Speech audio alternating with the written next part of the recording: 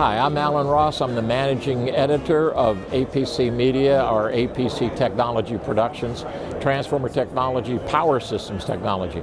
We are here at the RE Plus 2023 event in Las Vegas. This thing is huge. It seems like the battery storage people have come here. So we've got wind, solar, battery storage, and everything in between. But hope you enjoy these interviews. I love interviewing the technology of the future, and enjoy. My next guest is Bala Vinaygam. He is the Senior Vice President of the, I'm going to say Smart Grid program, because now you got me thinking Smart Grid. Microgrid, actually. I know it's microgrids, which are smart. Microgrids, which are smart. But Microgrid program for Schneider Electric. We're going to talk about that. We're going to talk about Schneider in a minute. You've been around this space both from the utility perspective. You've got a PhD. What's your PhD in? It's on an electrical and computer engineering, primarily focused on long-term stability of the bulk power systems. Oh wow! I love it. Okay, so you're the guy. Let's talk about what you've seen in the industry, not just focused on the grid part of it, but just the whole. We're here, and it seems like we're at an inflection point that we've crossed the Rubicon. We've got people saying, "Hey, this will really work." We've got wind and solar and storage at scale. Now we're starting to talk about microgrids and how microgrids can, from a resiliency standpoint, from a utility standpoint, they're beginning to work more. Talk a lot about where we are in that microgrid from the beginning to where we are today.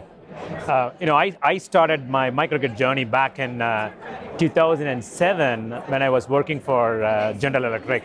Okay. It was at the time it was more of community microgrid. These are remote communities in which you are moving diesel actually by the truck, very expensive. It's coal communities back in Canada actually. So how do you really create power actually in those communities that will make them more self-reliant and reduce the dependence on diesel. That's how the first journey for me in microgrid started actually. I think when I look back at that, and that was diesel transmission? It was a probably we should say that as a diesel transmission, right? This is like, at the time we started with hydrogen. There was hydrogen, a run up the river, a small actually a wind farm. Then you have diesel, where you can't run the wires actually to these remote communities. These are 2,000 people, in the Rockies actually. How do you really get these communities powered up? And that's where the journey started for me first. Okay. Was it not also all those communities start up to be self-reliant, but they had the grid backing them up, right? They were always there. The grid had to be there when needed. So, but think about it. Actually, most of the time, it's very difficult to run the wires to these last miles. Actually, from a grid perspective, actually, so they're probably potentially on the diesel actually for quite some time. It's very expensive. One, you need to keep them powered on for all the safety-related purposes. Right, okay, right. And then two, the community has been in the middle of actually the green infrastructure where you don't want to run the diesels actually. So the idea was how do you create an infrastructure for them that is sustainable and that keeps the power on actually for these remote communities and especially the underserved communities. So now microgrids have evolved. What was the next step from those small microgrids for a community, a college, a community, a residential even sometimes? They moved and they started to change in application, correct? What was the next leap? So before I go actually and explain what this evolution is, I think we need to take a step back and really look at the traditional bulk power system. Okay. For a very long time, we had a deregulated generation environment, a bulk transmission system, and a radial distribution system, in which the loads are always planned and the generations are always dispatchable. Now, we all know that actually this is heavily dependent on the fossil fuels. So as the industry actually wants to deeply decarbonize its infrastructure, then you're going to bring in more solar, more wind. They both are not dispatchable. Now your loads are changing. Yeah. Now you are electrifying the buildings. Now you have actually fleet electrification, which means your loads are getting smaller with EVs. Right. So your loads are no more can be planned. Your generation is no more dispatchable. Now, how do you manage this complexity that's going to come in as we continue to deeply decarbonize? Oh, I like that. You set the stage for where you're going with these microgrids. Right. So that's the problem of the whole DER revolution. Correct. And I think for me, if we truly want to transform the grid to the future, which will have a coexistence of both this decarbonized centralized generation transmission, but it also needs to coexist with the truly decentralized, heavily distributed and highly democratized distribution network that needs to help bring the stability that is required actually in the grid. And this is where multiple different tools need to come together from our toolkits to make that grid stability, because no more base load generation will exist. Now, what happens when the sun goes down and the wind goes down actually, right? Something needs to come up actually. We need a lot of different things. Okay, now how do you now look at demand response programs? How do you look at now demand side flexibilities? So the microgrid brings in actually a variety of different, in my opinion, actually outcomes. That's almost like a Swiss Army knife actually. Like you look at, okay, a lot of weather events are happening. No matter how much you harden the grid, you can't harden it against a weather-related event, right? So I need to have, a resilient backup actually of the power, number one. Two, the cost of energy is going to keep going up. As you continue to decarbonize the grid, and even if the cost is going to be low, I think there is an element of actually the transmission and the delivery charges that is going to come and sit actually in terms of increased electricity cost for all of us, which means that I need to take control of that. And I'll give you an example of why I am a very strong advocate of it from my personal story perspective. And the third one, when you build these outcomes of reducing the cost, bringing the resilience, you need actually an infrastructure that needs to be decarbonized. And that's where microgrid comes into play. While it allows actually the decentralized distributed network to produce, consume this power at the cheapest cost with proper backup and as a green infrastructure, it also has the flexibility that will allow the grid to remain more stable when the sun goes down and the wind goes down. Where does storage fit in all of this? Storage is a very important enabler. Actually, in my opinion, storage is the most important enabler of what this is going to look like. Simple example, like, you can have solar. Now, we are all very familiar with this. No more it's a duck curve. It's more like a valley, actually. That's right. The head of the duck is probably becoming much more longer now, right? Or probably even steeper now, actually. Thinking about that, actually, like, with NEM 3.0, like the new regulation that's coming in from curtailing this excess solar, when the price goes negative, like, what are you going to do with all these green electrons now? These green electrons need to be stored, actually. Why make it go waste? This is when actually the storage comes into play.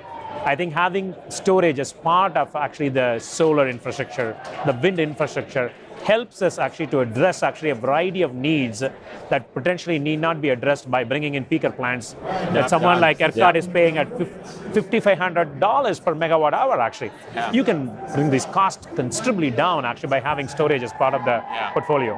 And some of the storage things we've seen here upstairs in this event, the flow battery storage, the utility scale storage, is really happening faster and faster. There's a company that I think it's Invinity that uses vanadium, and so that's a very plentiful resource. It's like copper. And so there's solutions that are coming on at scale, which allows wind and solar at scale to be able to support the grid.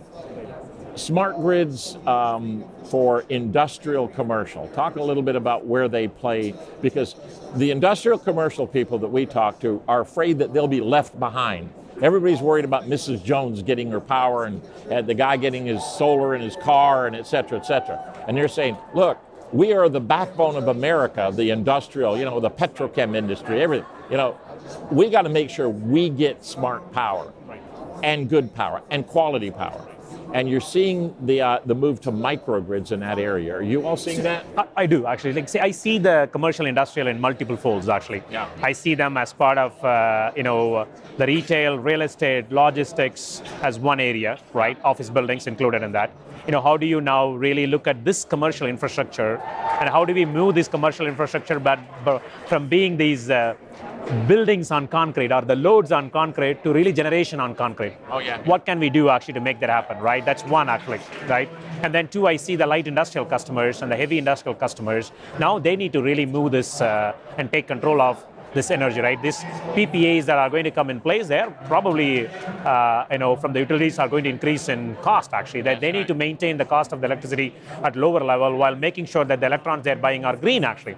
So this is where I think the microgrid will come in and help them actually in terms of ensuring that one, they take care of their scope 1, scope 2 emissions, right? Plus, whatever the product that they are making, it's a scope 3 for someone else actually. That's exciting, right? yeah, So yeah. this is an exciting time actually for these guys. One, I want to take control of my destiny in terms of the power that I am going to produce, consume, right? Right. And two, actually making sure that I don't miss out on the regulatory environment when it comes to these compliance declaration. Now, I think it was, yesterday, there was a regulation that was passed by California that every corporate company need to declare their scope 1, scope 2, scope 3 emissions. Yeah. What's the best way for these companies to now address that part actually is exactly that, right? So I think, in my opinion, whether you are a smaller player or a bigger player, I think the need for you to take control actually of your electrical infrastructure needs, your electrification needs, comes with a lot more of self-reliance by you producing and consuming actually those powers. At the same time, even participating in the grid actually to sell those power. Yeah, no, it's brilliant. Everything's changing, and it's all changing for the good.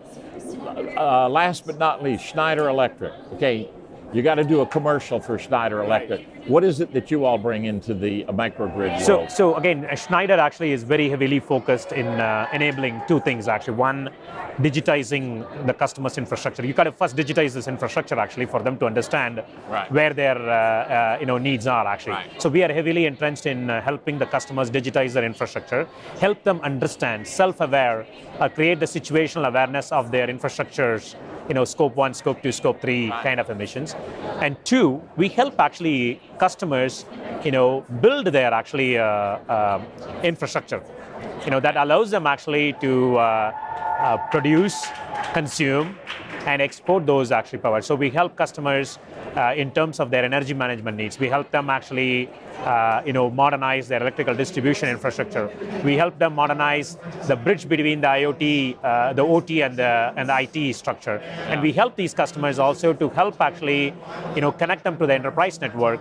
So thereby this decentralization and the democratization and the decentralization of the infrastructure can happen, and the electrification of the buildings and the electrification of the fleets becomes a reality. Excellent. Bala, thank you so much for sharing with us. Thanks for having me. Brilliant interview. Thank you.